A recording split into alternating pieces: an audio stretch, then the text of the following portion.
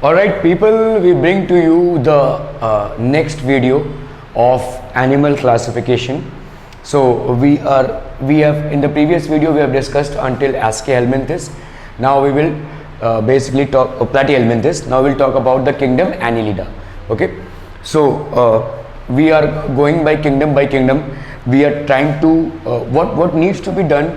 Yes, this is a little boring chapter. But what we need to do here is try and remember the unique features of every phylum. Okay, so this is phylum Annelida. This is established by Lamarck in 1801. Lamarck was a scientist who actually established the phylum Annelida.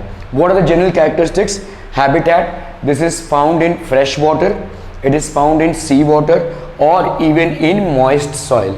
Okay, it can be either free living, it can be burrowing, or it can be parasitic as well. Okay, metameric segmentation. What we mean by metameric segmentation, it means basically the division of body into parts. Externally the body is divided into ring like grooves. So here we have and there are grooves like this. Okay, so let's say this is basically an Annelida kingdom and we will have grooves like this. Okay, these are known as annuli. Internally by transverse septa. So internally they are divided by septa. Septa happens to be one unique feature. Okay, septa happens to be one unique feature of phylum Annelida. Segments are called metameres. First segment is known as peristomium. The first segment of the body is known as peristomium. There is an external outgrowth called prostomium, arises from peristomium. The first segment is called peristomium and there is an external outgrowth that arises from peristomium and that is known as prostomium. So prostomium is basically an external outgrowth. Parapodia, again this is also a unique feature. Parapodia annelids such as Nereis have unjointed locomotory structures. Parapodia, which means basically these are unjointed locomotory, they help in the movement. Parapodia, that is also known as parallel feet. So these are unjointed chitinous septae and are often present. Exception, in leeches they are not present. Parapodia is generally present, septae is present. So these are certain characteristics that we have. Okay, so septa is basically the metameric segmentation and parapodia are the feet, the parallel feet that are present. Okay, let's look into this. Body wall is made up of cuticle, which is thin, moist and non-cellular. It is made up of cuticle, it is thin, it is moist and whereas non-cellular. Epidermis is single layered, circular and longitudinal muscles. So they have basically circular and longitudinal muscles. Coelom body cavity, true body cavity is present, hence they are also known as coelomates. Okay, remember these are the first species of animals in the entire animal kingdom to have coelom, and this is known as schizocoelic coelom. So these are the first species. So annelids are the first species to have true body cavity. The first coelomates are annelids. Okay, hydroskeleton filled with coelomic fluid. So hydroskeleton is basically filled with coelomic fluid. The volume of the coelomic fluid is constant. In general, any muscle contraction in annelid's body wall would result in a rise in the hydrostatic pressure, which would then cause flaccid muscles to stretch. So the entire skeleton is like this. It is hydroskeleton, so it is filled with coelomic fluid. So the coelomic fluid is constant and this gives rise to hydrostatic pressure, which would then cause the flaccid muscles to stretch. The volume of the coelomic fluid is constant. In general, any muscle contraction in annelid's body wall, any body wall contraction will give a rise to the hydrostatic pressure, which will cause the muscles to stretch. When one set of muscles in annelids contracts in a circular and longitudinal pattern, the other cell of muscles stretches in response. So as we have one in our body as well, when one set of muscle contracts, the other set of muscles stretches. So that's how in annelids also happens.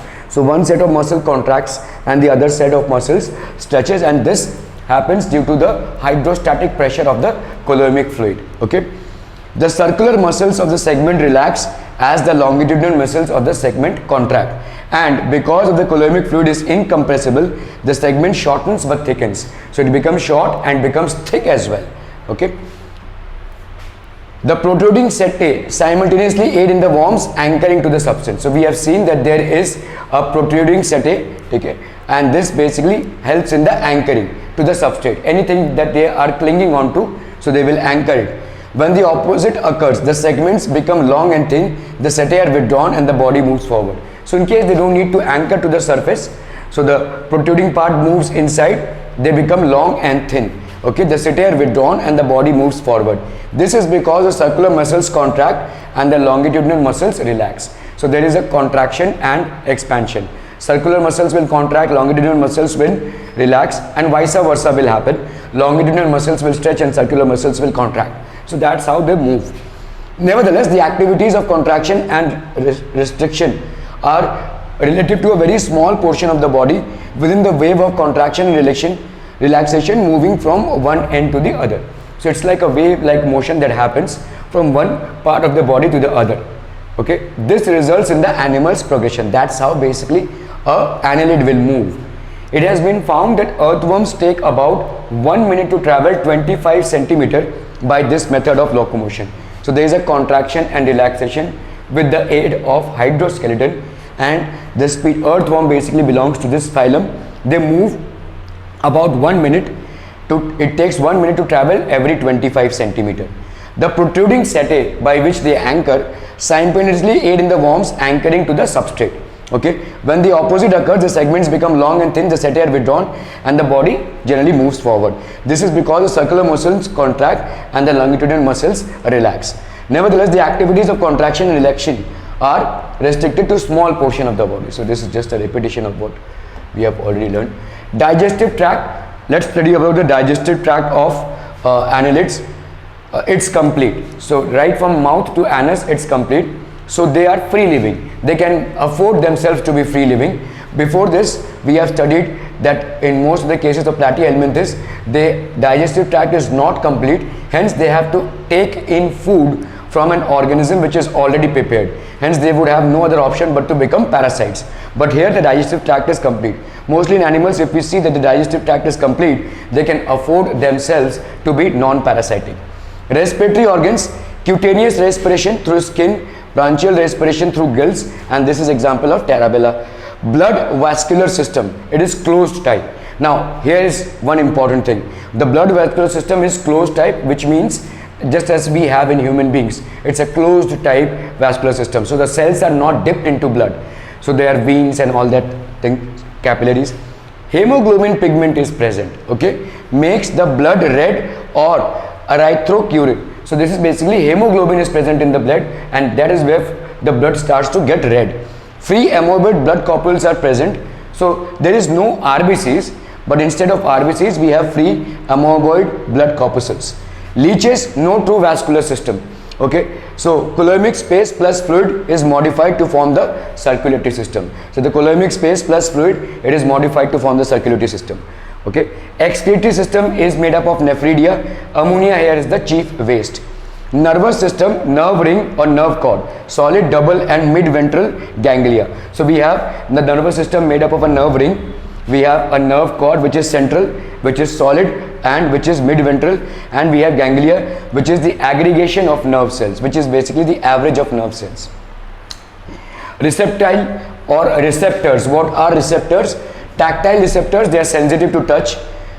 Gustatoreceptors, receptors of taste. Photoreceptors, sensitive to light.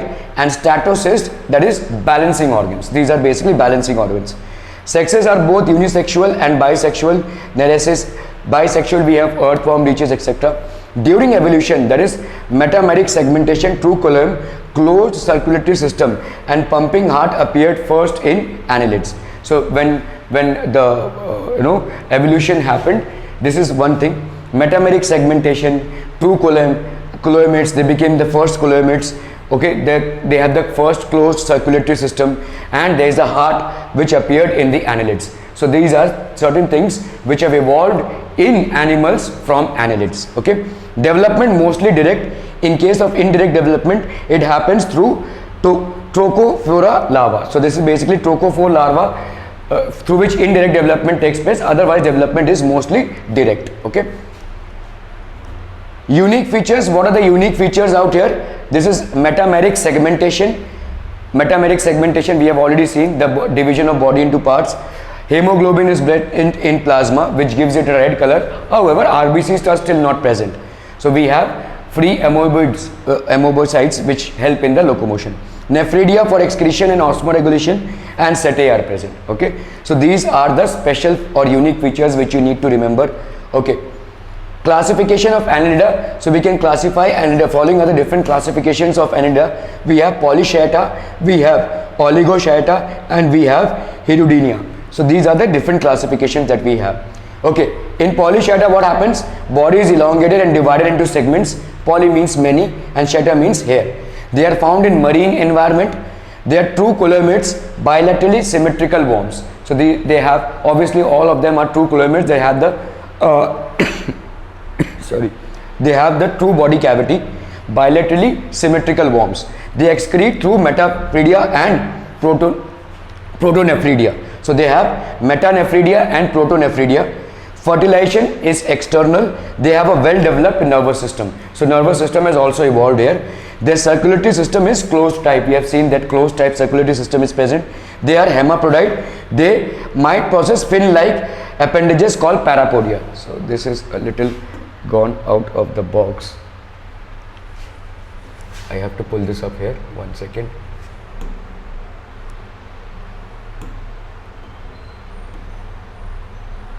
I'll see where this comes here.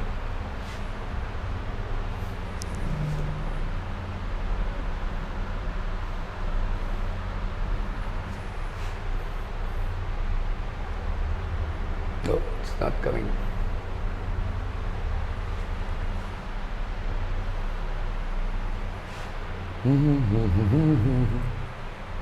What happened? Okay, they might possess appendages like parapodia. These organisms belong to the group like Cytilium and are dioecious. So they have both the sex organs in them. Example, Nereis, Cylus, and Aphrodite, that is sea mouse. Okay, these are basically Sabella, which is also known as the peacock worm. Okay, peacock worm. Oh my God, this is also gone. Why is this not happening? Okay, Oligochaeta, they are mostly freshwater and terrestrial organisms. The body is segmented metamerically. Head, eyes, and tentacles are not that distinct. They are hermaphrodites, which is having both the sex organs together, but cross fertilization also takes place. Fertilization is external here. Cocoon formation occurs. Setae are segmented. They do not process parapodia, and clitellum is basically absent. The organisms belonging to this class are monoecious, and they exhibit free larval stage, and development takes place inside the cocoons. So they have free larval stage and the development takes place inside the cocoons. Okay, Hirudinea, mostly commonly found in freshwater, marine, terrestrial, and can be parasitic as well. Body is segmented. Tentacles, parapodia, and setae are not present. Animals are monoecious. Body is dorsoventrally or cylindrically flattened.